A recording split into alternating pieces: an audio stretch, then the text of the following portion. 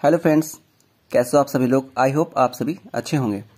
दोस्तों, मैं आपके लिए फर्स्ट चैप्टर का रिवीजन लेके आया हूँ, जिसमें आपके क्वेश्चन जो आ सकते हैं एग्जाम में, मैं सिर्फ उन्हीं को डिस्कस करूंगा।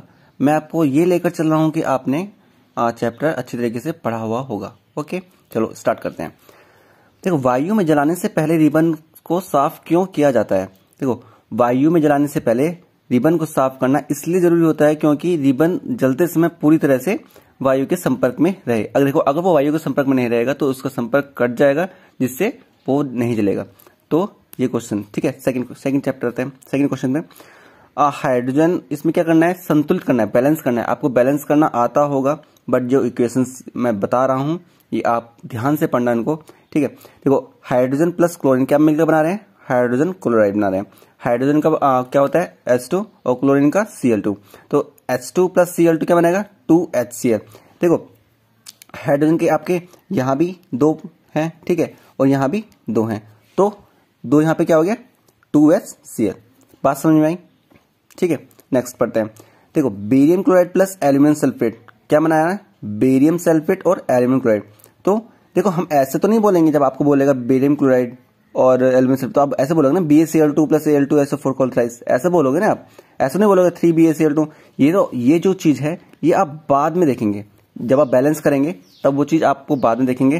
तो देखो, यहाँ पे ये चीज बैलेंस किया हुआ है, ये पहले नहीं लगाया हुआ है, ये चीज बैलेंस किया हुआ है, ठीक है।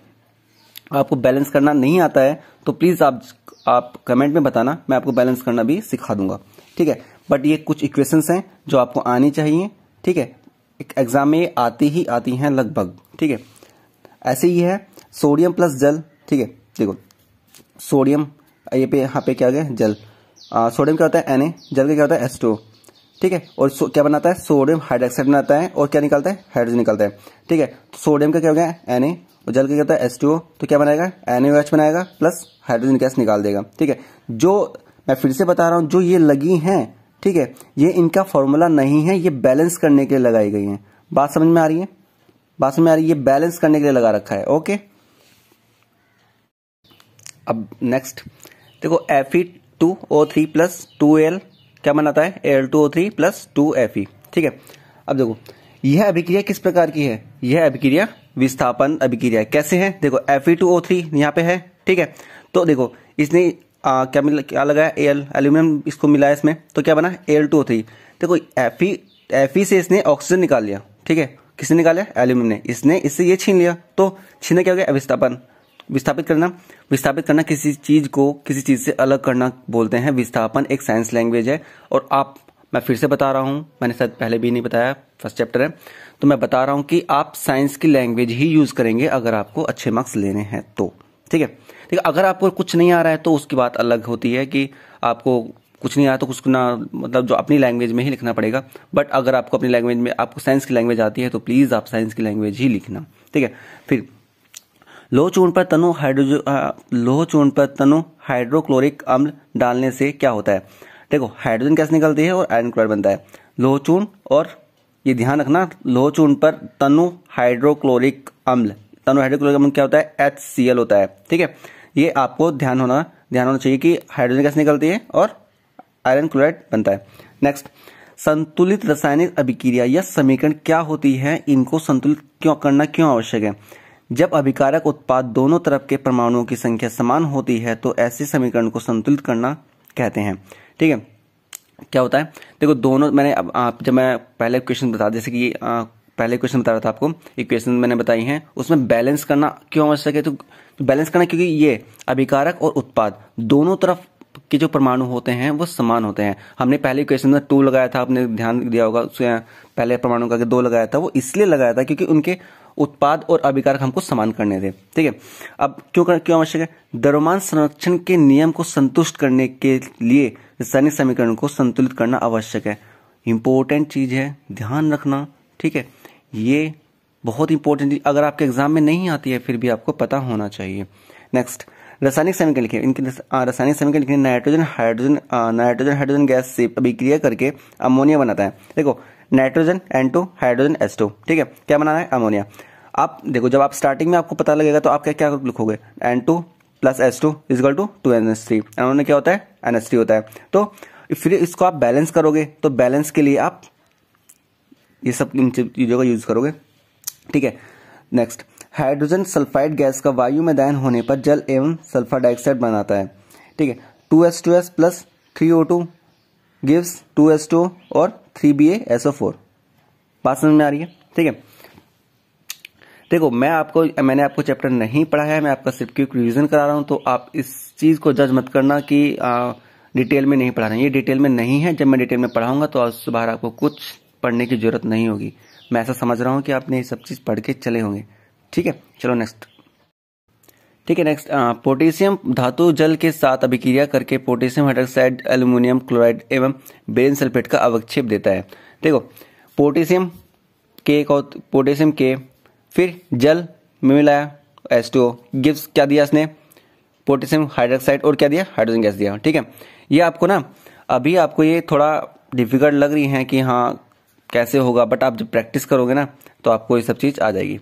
एक मिनट, फोकस नहीं हो पा रहा है, दैट शुड बी ओके। ठीक है, और आगे रासायनिक समीकरण को संतुलित कीजिए। ठीक है, बैलेंस करना होता है। ठीक है, आप इसका मतलब मैं आपको बता रहा हूँ एक बार, क्योंकि बता रहा हूँ। ठीक है, ये आपको पढ़ लेना इसको अच्छी तरीके से।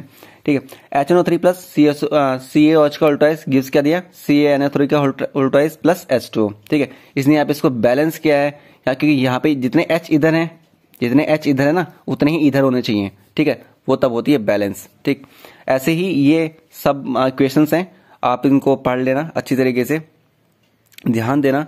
अगर मान लो नहीं आता है तो मुझे आप कमेंट में जरूर बताना कि मैं आपको एक बार बैलेंस करना सिखा दूंगा और उसकी PDF भी दे दूंगा, उनमें से बाहर नहीं जाएगा, बट ये इंपॉर्टेंट है कुछ, इनको आप पढ़ लेना। ठीक है, तो इस तरह से दे रखा है। आगे भी यही है, calcium hydroxide plus carbon dioxide gives calcium carbonate plus जल। बहुत इंपॉर्टेंट है, इसको चाहे रट लेना एग्जाम के लिए। ठीक है, ये आएगी। ठीक है तो देखो ये भी यहाँ जिंक प्लस सिल्वर नाइट्रेट बन रहा है, जिंक का नाइट्रेट प्लस सिल्वर बन रहा है। ठीक है, तो ये सब क्वेश्चंस हैं जो आपको पढ़नी है, आपको ध्यान देना है। ठीक है, अगर मैं फिर से बता रहा हूँ, अगर आपको नहीं आता है बैलेंस करना, आप मुझे कमेंट में जरूर बताना, मैं आपको बैलेंस करना जरूर सिखा दूंगा। ठीक है, नेक्स्ट पढ़ते हैं, ऊष्माक्षेपी और ऊष्माशोषी अभिक्रिया क्या होता है। इंपॉर्टेंट है, आपको पता होना चाहिए, आपको ये लर्न भी करना है इसको। देखो ऊष्माक्षेपी वे अभिक्रिया जिसमें उत्पादों के बनाने पर ऊष्मा मुक्त होती है, ऊष्माक्षेपी अभिक्रिया कहलाते हैं। इसके देखो ये एग्जाम्पल आप लिखेंगे तो आपको फुल मार्क्स देंगे। ऊष्माक्षेपी क्या होता है, देखो अगर ऊष्मा निकाल रहा है तो वो ऊष्माक्षेपी होगा। मान लो जैसे कि दो परमाणु आपस में कोलैब करके कुछ भी बना रहे हैं, तो उसमें से ऊष्मा निकल रही है, तो वो क्या होगा, ऊष्माक्षेपी। और ऊष्माशोषी क्या होता है, इसी के अपोजिट होता है। ऊष्माशोषी क्या होता है, वे अभिक्रिया जिसमें उत्पादों के बनने पर ऊर्जा अवशोषित होती है, मतलब ऊर्जा की जरूरत होती है, एनर्जी की जरूरत होती है, तो वो क्या होती है, ऊष्माशोषी। ठीक है, ये एक FeSO4 ये इसका एग्जाम्पल है, ये आप याद करेंगे, पढ़ेंगे। ठीक है, अच्छी तरीके से समझ में आएंगे। ठीक है, श्वसन को ऊष्माक्षेपी अभिक्रिया क्यों कहते हैं। देखो या तो ऊष्माक्षेपी अभिक्रिया पूछेगा या फिर ये पूछेगा। ठीक है, पाचन क्रिया के समय भोजन हमारे शरीर में उपस्थित ऑक्सीजन के साथ मिलकर ऊर्जा मुक्त करता है तथा हमारे शरीर की कोशिकाओं को ऊर्जा प्राप्त होती है, इसलिए श्वसन क्रिया को ऊष्माक्षेपी अभिक्रिया कहते हैं। सब कुछ आपके सिस्टम पे डिपेंड है, ज्यादा हार्ड नहीं है लर्न करना। ठीक है, और ये क्वेश्चंस आपको बहुत इंपॉर्टेंट होती है, इसको लर्न करके जाना, ज्यादा हार्ड नहीं है। C6H12O6 plus 6O। ठीक है, तो क्या निकला 6O2 और 6H2O। बात समझ में आ रही है? एक मिनट देखो यहाँ पे बैलेंस नहीं है। ठीक है, ये यहाँ पे आपको 6O2 हो गया। ठीक है, बात समझ में आ रही है, इंपॉर्टेंट है। नेक्स्ट, वियोजन अभिक्रिया को संयोजन अभिक्रिया के विपरीत क्यों कहा जाता है। जिस प्रकार संयोजन अभिक्रिया में दो या दो से अधिक अभिकारक परस्पर क्रिया करके उत्पाद बनाते हैं, ठीक उसी प्रकार विपरीत वियोजन अभिक्रिया में कोई यौगिक दो या दो से अधिक यौगिकों में विघटित हो जाता है। देखो विघटित मतलब टूट जाता है। ठीक है, देखो क्या होता है, अगर कोई दो परमाणु मिलकर एक उत्पाद बना रहे हैं, कोई एक परमाणु बना रहे हैं, तो क्या होगी, संयोजन अभिक्रिया। वो क्या होगी, संयोजन अभिक्रिया। अगर कोई परमाणु टूटकर दो उत्पादों में हो रहा है, ठीक है, डायरेक्ट हो रहा है, वियोजित हो रहा है, ठीक है, तो वो क्या होगी, वियोजन अभिक्रिया। सिंपल यहां से देखो, वियोजन क्या होता है, विघटित, तो विघटित हो रहा होगा तो वियोजन। अगर वो जुड़ रहा है, ठीक है, तो संयोजन। संयोजन मतलब जुड़ना।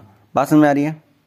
ठीक है, अब आगे देखो, सीओ क्या होता है? चूना पत्थर। आपको ऐसे नहीं पूछेगा कि सीओ को क्या कहते हैं, आपको पूछेगा चूना पत्थर का सूत्र बताइए। सीओ वेरी इंपॉर्टेंट है। सोडियम हाइड्रोजन कार्बोनेट एंटासिड का एक मुख्य संघटक क्यों होता है? सोडियम हाइड्रोजन कार्बोनेट एक क्षारीय पदार्थ है, यह अम्ल को उदासीन कर देता है। इससे एंटासिड का एक मुख्य संघटक इसलिए इसको एंटासिड का मुख्य देखो, जब आपको एसिडिटी हो जाती है तो आप क्या यूज करते हो? इनो यूज करते हैं। इनो में क्या होता है?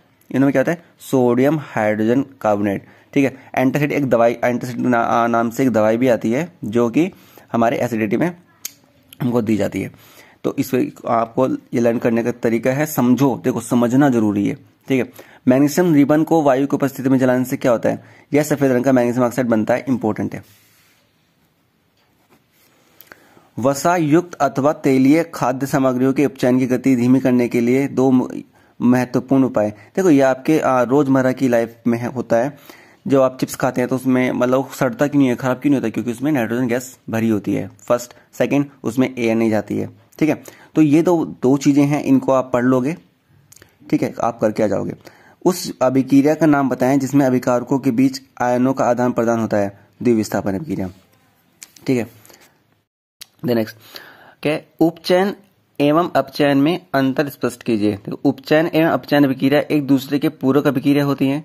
उपचयन में ऑक्सीजन की वृद्धि होती है तो अपचयन में ऑक्सीजन का ह्रास होता है, मतलब ऑक्सीजन की कमी होती है। संक्षारण क्या है? धातु का संक्षारण से बचाने के लिए क्या उपाय? देखो संक्षारण आप नॉर्मल भाषा में जो बोलते हैं, नॉर्मली लैंग्वेज जो होती है वो जंग लगना बोलते हैं उसको। ठीक है, किसी भी मेटल में जंग लग जाती है तो उसको संक्षारण हो जाता है। तो ऐसे ही इसको हम साइंस की लैंग्वेज में पढ़ के क्या आंसर देंगे? खुली हवा या नम वायु जल के संपर्क में किसी धातु की सतह पर आती है तो उसकी सतह पर वायु धातु से अभिक्रिया कर एक पदार्थ बना लेता है जिसे धातु का क्षय होने लगता है। इस परिघटना को संक्षारण कहते हैं। मैं आपको नॉर्मली लैंग्वेज में बताऊं तो अगर आप कोई लोहा को, कोई किसी भी लोहे को आप खुली एयर में रख दोगे, उस पे ओस आती है, ओस क्या बोल सकते हैं हम? नमी बोल सकते हैं। उस पे ओस लग जाती है, फिर उस पे वो ना धीरे धीरे जंग खाने लगता है। उस पे एक लेयर बन जाती है, परत बन जाती है, जिससे वो संक्षारित हो जाता है, जंग लग जाता है। ठीक है, उसको रोकने के लिए हम क्या करते हैं? हम उस लोहे का मतलब जस्तीकरण करते हैं, उस पर एक लेयर चढ़ाते हैं, पेंट करते हैं। ठीक है, और हम मतलब तेल या ग्रीस लगाते हैं। तो वही उपाय हैं आपकी रोजमर्रा लाइफ से रिलेट करो। हर चीज को समझ के पढ़ोगे तो कभी नहीं भूलोगे। ठीक है, अगर आप रट के पढ़ोगे तो आप भूल जाओगे। तापीय वियोजन क्या है? ऐसी अभिक्रिया जिसमें किसी पदार्थ को गर्म करने पर दो या दो से अधिक पदार्थों में वियोजित हो जाता है, उस अभिक्रिया को तापीय वियोजन कहते हैं। देखो हम किसी भी चीज को गर्म करते हैं तो वो दो चीज में टूट जाता है। ठीक है, तो वही तापीय वियोजन है। ठीक है, ये साइंस की लैंग्वेज में है। आप अपनी लैंग्वेज से समझ के आप पढ़ोगे साइंस की लैंग्वेज तो आपको कभी प्रॉब्लम नहीं होगी। ठीक है, तो ये था एक क्विक रिवीजन। आपने ये क्वेश्चंस पढ़ने हैं जो मैंने बताए हैं, ज्यादा हार्ड नहीं है। अगर समझ में नहीं आता है तो प्लीज आप मुझे कमेंट में जरूर बताना। इसकी पीडीएफ मैं आपको व्हाट्सएप नंबर पे, जो हमारे चैनल का व्हाट्सएप नंबर है, मैं उस पर सेंड कर दूंगा। ठीक है, रिक्वायरमेंट के हिसाब से अगर आपको रिक्वायरमेंट है तो मैं आपको पीडीएफ भी भेज दूंगा। ठीक है, तो आप अच्छे से पढ़ो। कोई दिक्कत होगी मैं आपको नेक्स्ट चैप्टर की मैं आपको कल या परसों, इनफैक्ट कल ही मैं अपलोड करने की कोशिश करूंगा। आप अच्छे से पढ़ते रहना। अगर चैप्टर स्टार्ट करने वाला हूं, चैप्टर से स्टार्ट करने वाला हूं, क्योंकि मुझे लगता है कि अभी ये चैप्टर हो चुके हैं, इसलिए मैं इनका क्विक रिवीजन लेके आया हूं। ठीक है, आगे से मैं पूरा चैप्टर पढ़ाऊंगा, उसमें से नोट्स आपको पढ़ाऊंगा। ठीक है, तो मिलते हैं नेक्स्ट वीडियो में। अपना ध्यान रखना। Good bye.